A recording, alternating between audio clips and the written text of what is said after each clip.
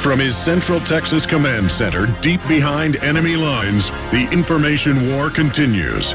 It's Alex Jones and the GCN Radio Network. We're live, my friends. Thank you for tuning in on this Sunday edition, the second day of May 2010. We're going to be live here for the next 2 hours. Of course, we're also live Monday through Friday, 12 noon to 4 p.m. Eastern. Back Sundays, 4 to 6 p.m. Central or 5 to 7 p.m. Eastern. Again, thank you for joining us. The news websites are Infowars.com and PrisonPlanet.com. And we also have folks watching the / radio show, TV show at PrisonPlanet.tv. Obama has given 2 speeches in the last few days, one at a commencement and another at a correspondence dinner, making fun of anti-government people and spinning that, saying that the government is the people, so no matter what they do, it's the people that are doing it. No, that's not the case.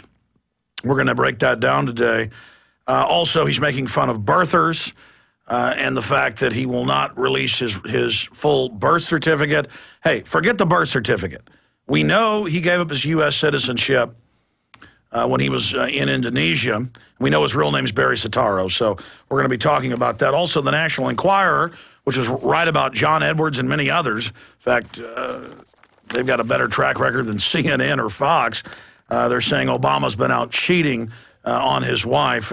That's a political distraction to a certain point. It may be coming out because so many reports are surfacing about his bisexuality, so they may be trying to bolster his heterosexual image. But Obama cheating scandal, shocking new reports. The Enquirer says this is confirmed, and they have got their spies on the case. And when it comes to cheating by politicians, I've never seen them be wrong.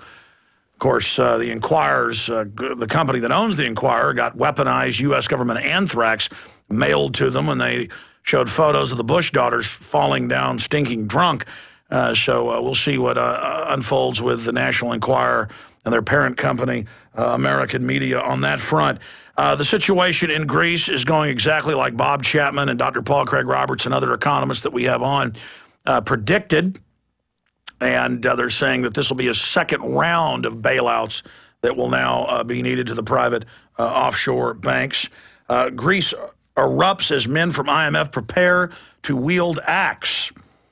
And I was actually listening to CNN on XM radio on the way in to the station, and they had different bank chiefs on saying, yes, we've got to take the pension funds of the Greek people, and they've got to be reasonable and give us their pension funds.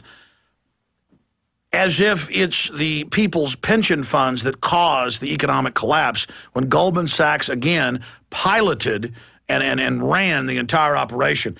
And obviously, we're going to talk about the dud bomb in New York City in Times Square when we come back. We'll get into the latest developments with Obama dispatching SWAT teams to the oil rigs and a lot more today. And we'll also open the phones up. And then I've got another report here that I covered it briefly on Friday, but I want to spend some more time on it today. And that is Fox News whitewashing the fact that our government is growing and producing the opium inside Afghanistan in record levels of the opium that is produced into other opiates like heroin are flooding out into the world. And they just admit, well, we've got to grow the opium and protect the people growing it, or Al-Qaeda will get America. Well, if you wanted to get Al-Qaeda that's growing the opium, if you believe that fairy tale, you would decriminalize it and the price would go down by close to 99%, and then you wouldn't be able to finance terrorism with it. But we know who the real terrorist financiers are. And so we're going to break this down on the other side. When you make something illegal, it creates a very lucrative black market in it, especially when it's addictive. So an incredibly full plate in front of us today. We'll attempt to cover it all. I'm Alex Jones. This is the one, the only GCN Radio Network, Infowars.com, PrisonPlanet.com, PrisonPlanet.tv. We appreciate you joining us today. Hi, this is Alex Jones. Did you know that the global elite are now storing non-hybrid seeds in secret storage vaults near the Arctic Circle? Did you know that in a real meltdown, non-hybrid seeds can become more valuable than silver or gold? It's true, seeds have outperformed even gold and silver before in this country, and it's possible that it could even happen again. So our friends at Solutions from Science have put together the perfect mix of non-hybrid seeds.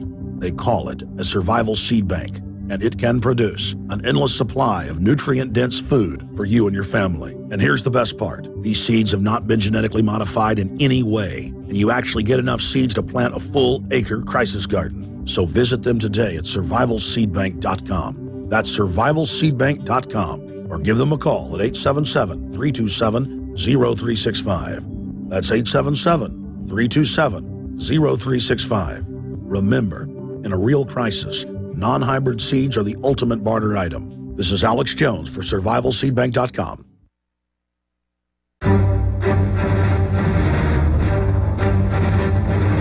Big Brother, mainstream media, government cover-ups. You want answers? Well, so does he. He's Alex Jones on the GCN Radio Network. And now, live from Austin, Texas, Alex Jones. We're live, ladies and gentlemen. It is Sunday, the second day of May 2010. Yesterday was May 1st. May 1st. That's the Communist World Government Day, where they call for communist revolution. But when I was driving in, I was flipping around on talk radio on both AM, FM, XM, and I heard several different reports talking about May Day rallies by the illegal aliens and May Day rallies by anarchists. Nothing about May Day and communist. May Day is the International Workers' Communist Day. And I find it very suspicious that this dud bomb in Times Square in the middle of New York City last night happened on May Day. But I listened to the entire press conference with the police commissioner and the police chief. Nothing about May Day, nothing about communist, nothing about the fact that this happened on May 1st, nothing about illegal aliens rioting in Arizona for a week straight, nothing about the San Francisco Chronicle reporting that illegal aliens are beating up citizens that dare come out and demonstrate for securing our borders, nothing about that. Now, I'm not saying that an illegal alien group with this stolen car created this moron bomb with firecrackers and things. This could be a staged event. It could be a schizophrenic. It could be a Fruit Loop. I don't know. Again, I'm not somebody that gets up here on air and says, I know what happened 24 hours into something, unless I have bona fide evidence. Just like for a week back after Christmas, I said, I don't know if the underwear bombing's real. I don't know whether this is a real terrorist that does exist. And then I found out that witnesses on the plane saw the U.S. government get the underwear bomber on the plane and argue that he didn't even have a passport or visa, and they got him on. And that it was all part of a government drill. And that came out later in a few major newspapers, but never became a big national story. And that was as staged as it gets. That was as staged as a WWF wrestling match to sell the naked body scanners and the expansion of the TSA on the streets of America. I don't know what's going on with this situation in Times Square.